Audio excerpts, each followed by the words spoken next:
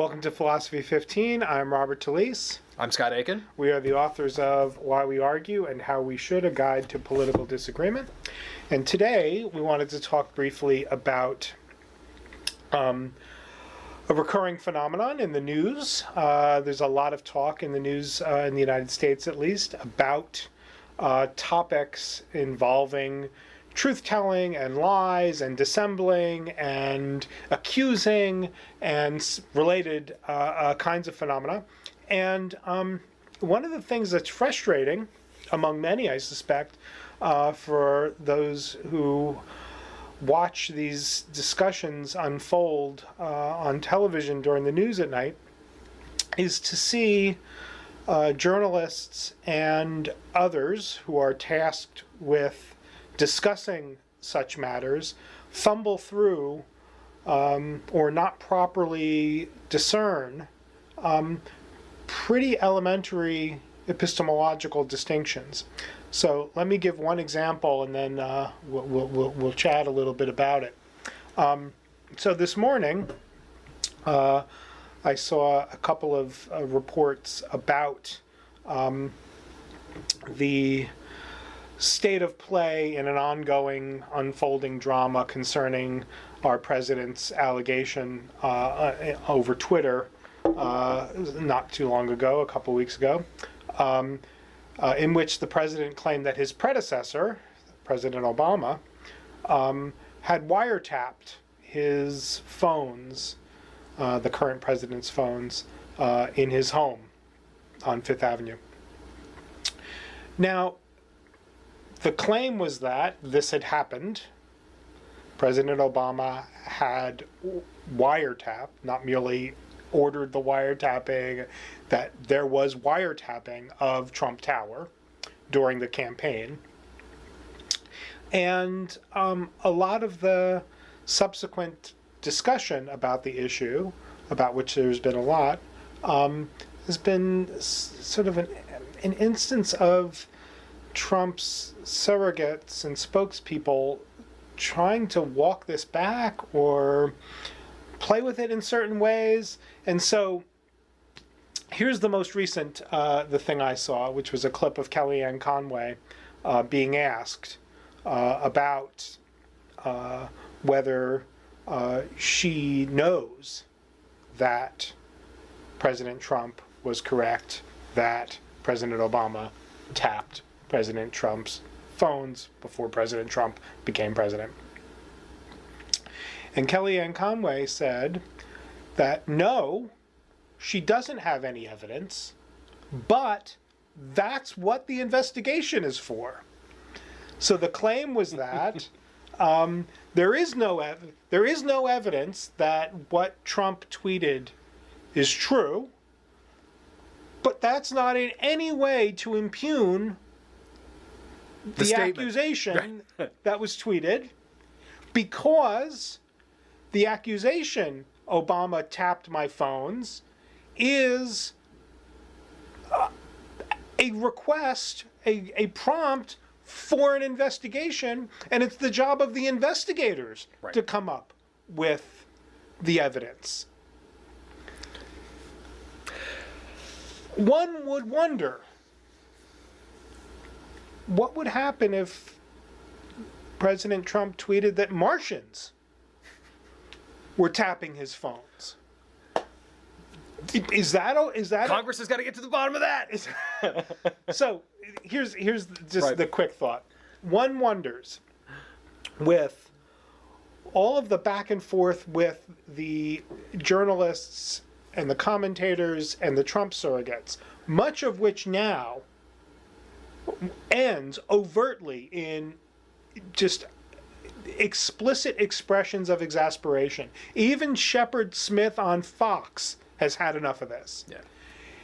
And part of the exasperation, no doubt, is due to the fact that not only don't the Trump surrogates, not only are they not playing fair, right? This is fast and loose.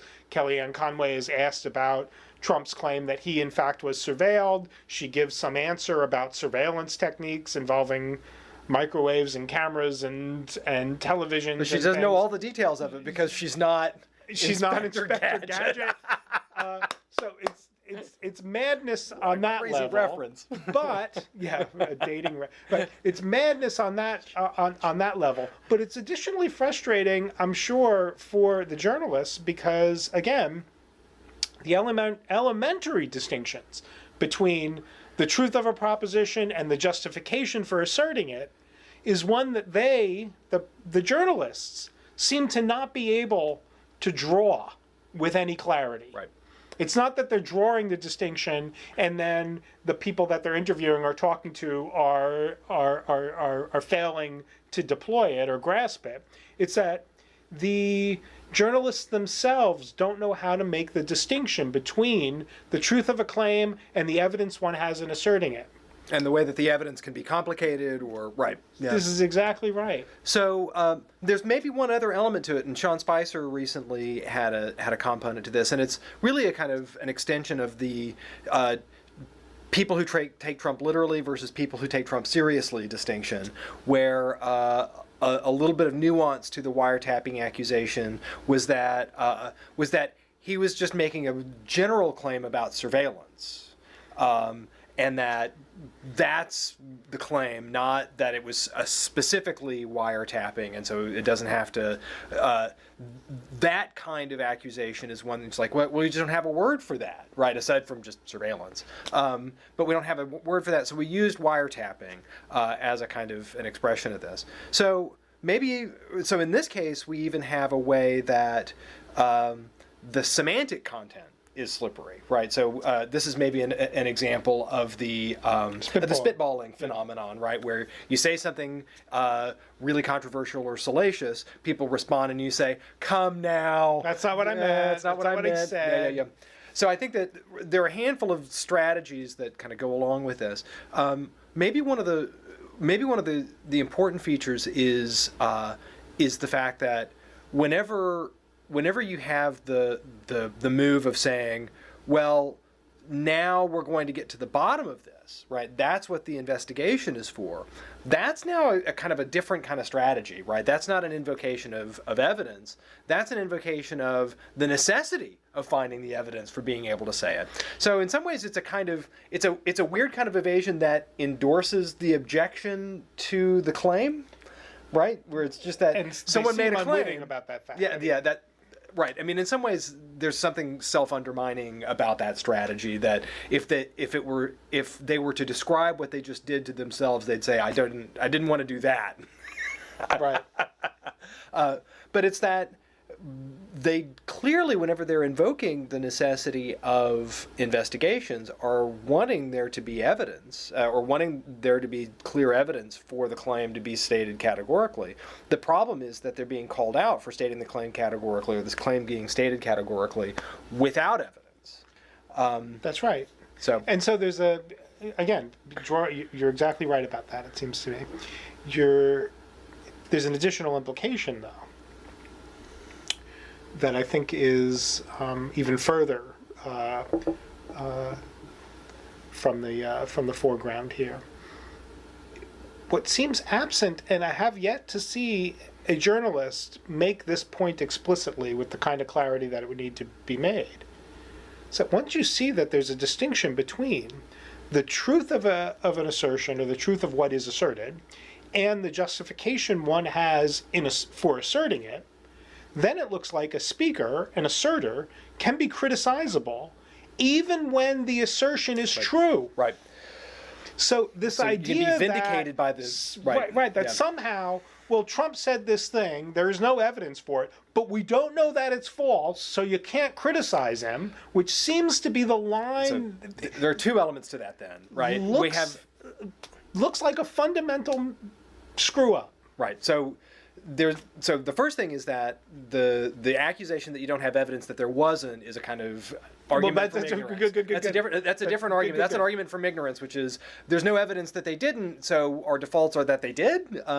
That's a kind of who's got the burden of proof, and it looks like if you make accusations, you're the one who has the burden of proof. But the second one, and this is definitely a feature of you might say, at least my intuitions are pretty strong that, like, you might say, look, assertions should be bound by the truth. Like, assertions that turn out to be false should be criticized. But just because they're true doesn't mean that they're not criticizable. It looks like there needs to be some sort of upstream epistemic standing that you need to have. So if you say, look, Trump's claim may be shown to be true, that the Obama administration was spying on him, but if he didn't have evidence for it, aside from just, you might say, Mark Levin's video cast or whatever he did, not to down on video casts, but whatever medium that he got this information from Mark Levin, that's not evidence, or at the very least, incredibly weak evidence, not the kind of evidence that the President of the United States should make an accusation on the basis of.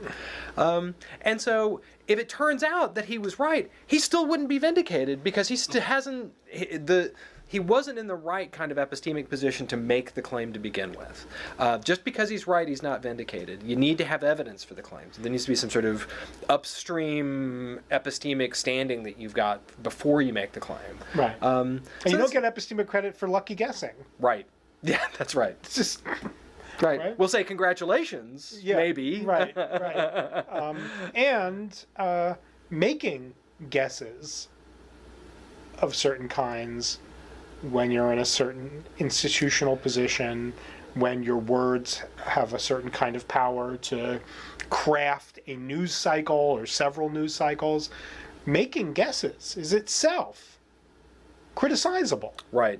And it's criticizable not just for epistemic reasons, esoteric reasons, and that you might say is sort of a long-standing argument for evidentialism about belief, and you might say evidentialism with regards to acceptance and assertions, is that because so many practical matters depend on the things that we accept and assert and the kind of information that we share, we put people in danger whenever we irresponsibly claim things and irresponsibly believe things. We put ourselves and others in danger. And whenever you're the President of the United States, there's a lot of people that you put in danger with regards to this. And so they're not just, you might say, idle speculations that sort of come out on Twitter at 3 a.m. These are things that actually affect policy and affect people's lives pretty significantly. And final point, if the norm that is being established now is that when the president asserts something without evidence, that is sufficient to trigger an inquiry in search of whether there is such evidence.